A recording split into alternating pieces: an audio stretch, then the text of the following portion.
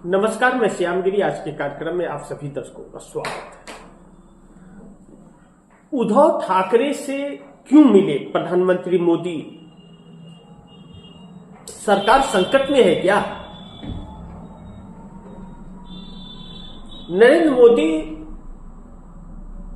दिल्ली के एक होटल में गए हुए थे। राज ठाकरे के किसी दूर के रिश्तेदार की शादी थी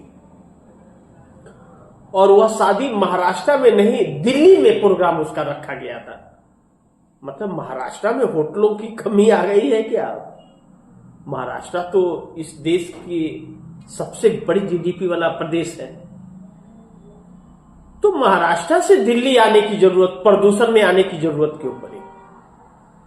तो दिल्ली में प्रोग्राम हुआ और दिल्ली में प्रोग्राम हुआ तो राज ठाकरे के रिश्तेदार की है, तो राज ठाकरे उद्धव ठाकरे को भी बुलाएंगे। लेकिन ठीक है, ठाकरे परिवार का था, तो उसमें महाराष्ट्र के सीएम देवेंद्र फडणवीस आ गए,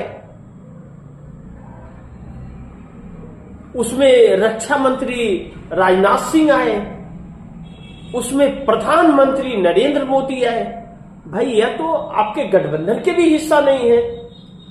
आप इनको पानी पी पी करके कोसते भी हो, तो मिलने क्यों वहां पर क्यों गए? उनके शादी में क्यों गए? ऐसा कोई वो भी नहीं था कि बुलाया गया था, ऐसा कोई मतलब चर्चा भी नहीं था कि बहुत बड़ा फंक्शन था, नहीं। लेकिन प्रधानमंत्री अगर जा रहे हैं मिलने के लिए और चेहरा राज ठाकरे का, उद्धव ठाकरे का आ रहा है, राजनाथ सिंह जा रहे हैं, देवेंद्र फडणवीस जा रहे हैं, इसका मतलब बात शादी तक की नहीं है। शादी की बात थी तो शादी का या फंक्शन तो वहां हो सकता था, आराम से महाराष्ट्र में हो सकता था। दिल्ली के लिए एक सोची समझी रणनीति थी यह बात अब कही जा रही है। क्यों? कि प्रधानमंत्री का प्रोटोकॉल होता है, हफ्ते 10 दिन पहले से वहां सुरक्षाएं व्यवस्थित कर दी जाती है, पूरा अंडरकवर रहता है वो। तो ऐसे में उद्धव ठाकरे से बात करनी थी भारतीय जनता पार्टी को, क्योंकि उद्धव ठाकरे के पास 9 सांसद हैं और यही वजह रहा कि प्रधानमंत्री मोदी की सरकार संकट में है, तो उद्धव ठाकरे से मिलने गए, इसीलिए यह बात कही जा रही है।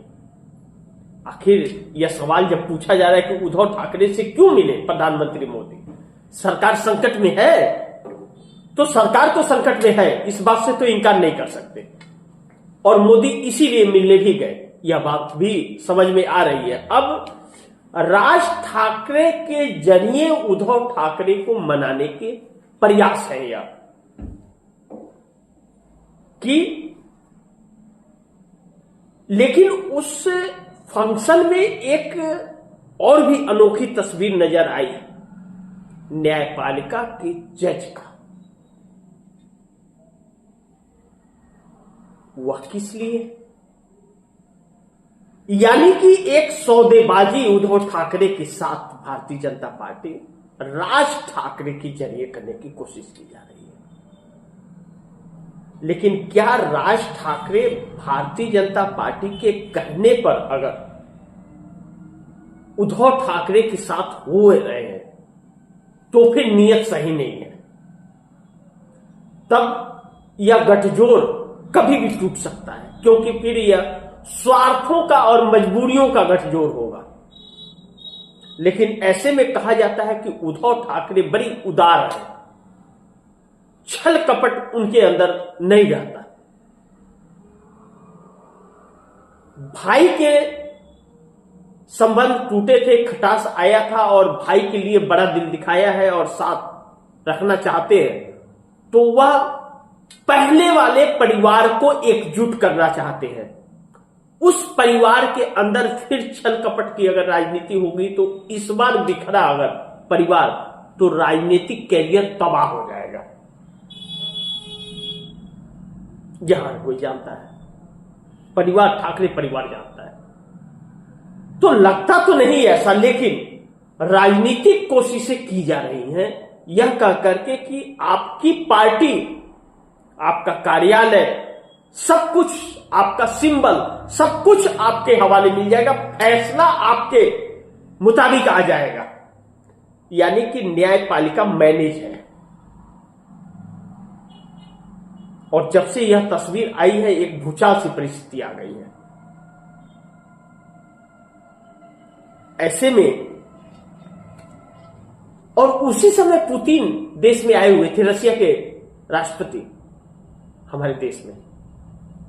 अब सोचिए इतना महत्वपूर्ण दौरा था रशिया का हमारे देश के, मीटिंग पे मीटिंग हो रही थी और प्रधानमंत्री जाकर के अगर उद्धव ठाकरे से मिलने गए तो फिर बात बहुत सीरियस है। तब फिर तो सरकार दांव पर लगी हुई है, सरकार जाने का डर तो है, संकट तो है इस सरकार के अंदर और भाजपा वालों पर।